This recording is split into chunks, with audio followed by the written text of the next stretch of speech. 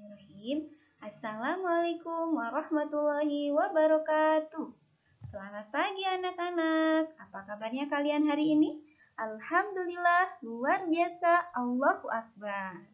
Kembali lagi bersama Ibu Eli di pembelajaran tematik.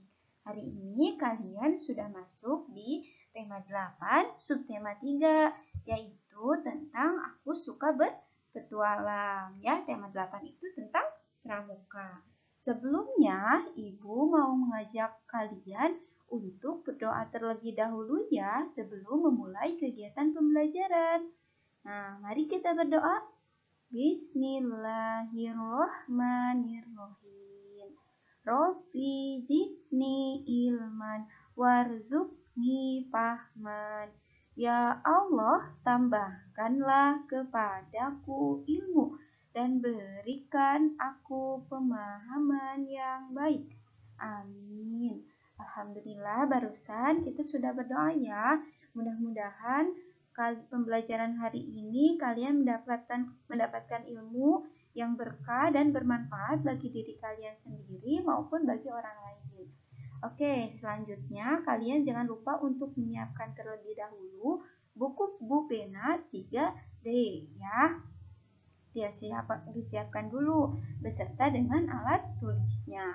Karena ketika kalian menyimak video pembelajaran harus sambil melihat buku agar kalian memahami apa yang Ibu maksudkan. Oke, kita lanjutkan ya.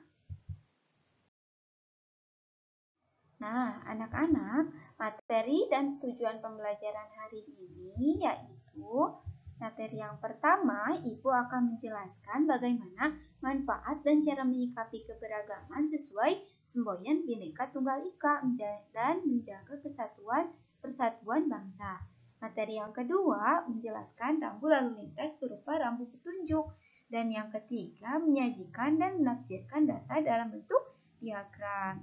Nah, tujuan pembelajaran kali ini, Ibu harapkan kalian yang pertama dapat mengetahui manfaat dan cara menyikapi keberagaman sesuai semboyan negara serta dapat menjaga persatuan bangsa.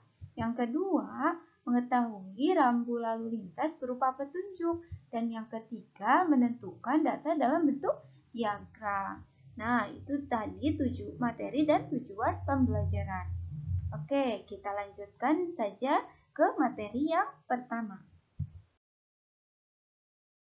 Materi yang pertama yaitu tentang manfaat dan cara menyikapi keberagaman sesuai semboyan Bhinneka Tunggal Ika, menjaga persatuan bangsa.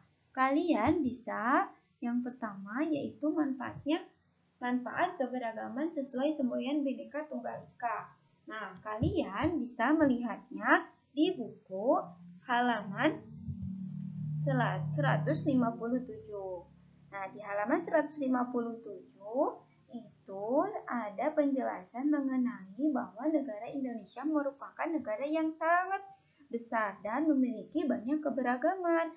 Nah, keberagaman yang ada itu dapat bermanfaat bagi kita semua. Contohnya, contohnya saja dalam keberagaman pekerjaan misalkan ya. Nah, jika semua orang bekerja sebagai guru, nah maka tidak akan ada yang jika kita sakit tidak ada yang bisa merawat kita. Jika kita ingin ke sekolah tidak ada yang mengantar kita ke sekolah dan lain sebagainya. Nah, itu merupakan manfaat dari keberagaman yang sesuai dengan Bhinneka Tunggal Ika. Tahu kan kalian Bhinneka Tunggal Ika itu apa? Berbeda-beda tetapi tetap satu jua. Nah, kemudian yang kedua yaitu menyikapi keberagaman sesuai semboyan Bhinneka Tunggal Ika. Kalian dapat melihatnya pada buku pena halaman 162. Di halaman 162, keberagaman yang ada di sekolah mempunyai manfaat dalam kehidupan sehari-hari. Keterampilanmu berbeda dengan keterampilan temanmu. Coba pikirkan jika semua siswa di kelas banyak mempunyai satu keterampilan Misalnya bernyanyi, apa yang terjadi jika akan dilaksanakan kegiatan pentas seni? Perbedaan keterampilan justru menjadikan kegiatan bertambah baik karena antar teman dapat saling mengisi kekurangan atau kelebihan ya. Nah, itu tadi jadi cara menyikapinya adalah menghargai dan menghormati teman kita. Tadi sudah dicontohkan, ada teman kita yang memiliki keterampilan dalam memainkan gitar. Nah, kalian bisa tentunya memiliki keterampilan yang berbeda. Nah, maka dari itu kita bisa saling melengkapi dengan adanya keberagaman yang ada di kelas. Selanjutnya, menjaga persatuan dan kesatuan bangsa dan negara kesatuan Republik Indonesia. Kalian dapat melihatnya pada halaman 166. Di halaman 166, keberagaman terdapat di lingkungan sekitar kita, di lingkungan rumah, di sekolah, dan di lingkungan masyarakat terdapat keberagaman. Negara Indonesia kaya dengan keberagaman, sehingga semboyannya itu adalah Bhinneka Tunggal Ika, digunakan untuk mewujudkan persatuan bangsa dan mempertahankan negara kesatuan Republik Indonesia. Selain itu, nilai-nilai luhur seperti sikap kekeluargaan, gotong royong, dan musyawarah harus dilestarikan agar persatuan dan kesatuan bangsa dan negara Kesatuan Republik Indonesia tetap terjaga. Nah, dengan demikian kita akan hidup rukun dan saling menghargai satu sama lainnya. Nah, untuk itu kalian sekarang Ibu kasih pesan cinta ya, yaitu silakan kalian berlatih kerjakan tugas halaman. Ayo berlatih halaman 166. Kalian silakan jawab pertanyaannya ya. Kalian bisa menjawab di sebelahnya yang halaman yang kosong ataupun kalian bisa menjawabnya di buku catatan ya. Yang selanjutnya silahkan kalian buka halaman 157. Di halaman 157 di sana ada menjelaskan tentang rambu lalu lintas berupa lampu petunjuk. Nah, siapa di sini yang pernah melihat rambu lalu lintas berupa petunjuk? Ibu tampilkan gambarnya ya. Ini dia. Nah, ini merupakan rambu lalu lintas berupa petunjuk. Dan masih banyak lagi ya, Ibu hanya mengambil salah satu contohnya saja. Kalian pernah kan melihat simbol-simbol ini atau rambu lalu lintas ini? Nah, yang pertama ada batas akhir jalan khusus kendaraan bermotor. Kemudian jika tandanya seperti itu, batas akhir jalan tol. Kemudian jika gambar yang ketiga, bengkel perbaikan kendaraan.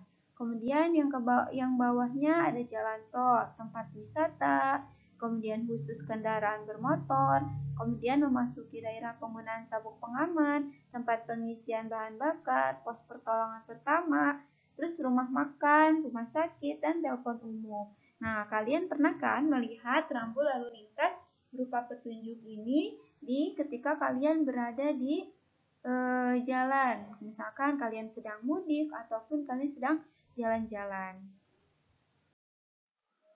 Oke, anak-anak, sekarang kita masuk ke materi yang ketiga, yaitu menyajikan dan menafsirkan data dalam bentuk diagram. Nah, materi yang pertama, silakan buka halaman 160. Di halaman 160, kalian akan belajar mengenai menyajikan data dalam bentuk diagram. Nah, ayo ingatlah kembali data yang telah dikumpulkan, lebih mudah dibaca. Nah, di sini Ibu punya contoh ya. Ibu mengambil contoh di buku pena. Di sana contoh soalnya yaitu berikut tabel banyak anggota pramuka di setiap barung yang mengikuti kemah. Nah, di sini ada warna barung dan banyak anggota. Yang pertama ada barung biru, yaitu sebanyak 8 orang, barung hijau 10 orang, barung kuning ada 6 orang, dan barung merah ada 9 orang, kemudian barung orange ada 8. Nah, di sini data yang terdapat dalam tabel kita dapat gunakan atau buat menjadi diagram seperti ini. Nah, lihat yang biru. Biru itu ada 8 ya. Biru itu ada 8. Kita hitung sama-sama. 1, 2, 3, 4, 5, 6, 7, 8. Di sana warnanya ada 8. Kemudian yang hijau ada 10 jika kalian hitung. Kemudian yang kuning ada 6. Dan yang merah ada 9. Dan yang orange ada 8. Nah, dalam tabel ini kalian bisa menentukan pertanyaan-pertanyaan. Misalkan, barung manakah yang paling banyak anggotanya? Yaitu barung hijau, karena anggotanya ada 10. Terus, barung manakah yang paling sedikit anggotanya? Nah, yaitu barung biru dan barung kuning. Nah, kemudian selisih antara barung hijau dan barung kuning. Nah, kalian tinggal mengurangi 10 dikurangi 6, yaitu sama dengan 4. Seperti itu ya. Kalian mengerti? Oke, selanjutnya kalian akan belajar menafsirkan data yang disajikan dalam bentuk diagram. Menafsirkan itu menjelaskan kembali ya, atau membaca diagram. Nah, di sini silahkan kalian buka dulu bukunya halaman. Nah, silahkan kalian buka bukunya halaman 164. Di sana ada menafsirkan data yang disajikan dalam bentuk diagram. Di sana itu, perhatikan diagram banyak tanda kecakapan khusus yang dimiliki oleh 4 anggota pramuka. Ada 4 anggota pramuka ya di sana. Nah, di sini Ibu buat tabelnya. Ada yang 2, 4, 6, 8, 10. Nah, yang pertama, Komang itu memiliki, jika dibaca dalam tabel, Komang itu memiliki 6 tanda kecakapan. Kemudian Dedi memiliki 8 tanda kecakapan. Fitri memiliki 8 tanda kecakapan. Dan Dahyu memiliki 10 tanda kecakapan. Sesuai dengan jumlah yang ada di sini ya. Jumlahnya ya. Nah, berarti kalian juga, selain itu kalian juga dapat menemukan informasi jumlah yang paling sedikit yang mendapatkan kecakapan. Contoh, siapa yang mendapatkan tanda kecakapan khusus yang paling sedikit? Nah, yaitu Komang, karena mendapatkan 6. Kemudian, siapa siswa yang memiliki tanda kecakapan paling banyak?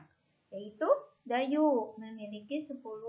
Nah, kemudian selisih tanda kecakapan yang dimiliki Dayu dan Fitri adalah, selisih itu dikurangi ya, kalian sudah tahu. 10 dikurangi berapa? 10 dikurangi 6, itu 4. Nah, jadi kemudian berapa jumlah kecakapan yang dimiliki keempat siswa? Kalian bisa menjumlahkannya. 6 ditambah 8 ditambah 8 ditambah 10. Totalnya adalah 32. Begitu. Sudah paham kalian mengenai menafsirkan data yang disajikan dalam bentuk diagram? Oke, agar lebih paham, Ibu akan berikan pesan cinta untuk kalian, yaitu silahkan kalian kerjakan tugas kerjakan Ayo Berlatih halaman 165. 165 di sana itu ada 2 soal ya. Agar kalian lebih memahami, kalian cukup hanya mengerjakan nomor 1 saja ya. Oke, nomor 1 saja yang harus kalian kerjakan. Nah, sekarang tugas berlatih hari ini yaitu yang pertama, kalian kerjakan Ayo Berlatih halaman 165, hanya nomor 1-nya saja ya. Yang kedua, kerjakan Ayo Berlatih halaman 166 tentang PPKN tadi. Dan yang ketiga adalah kerjakan latihan soal subtema 3 halaman 168 sampai dengan 170. Nah, materi di subtema 3 kali ini sudah selesai dan kalian boleh mengerjakan latihan soal subtema 3-nya.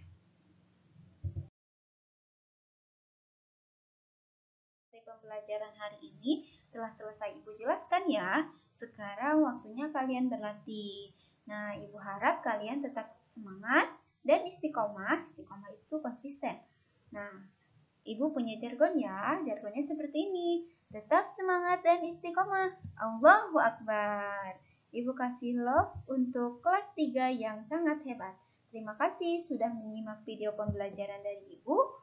Wassalamualaikum warahmatullahi wabarakatuh. Dadah.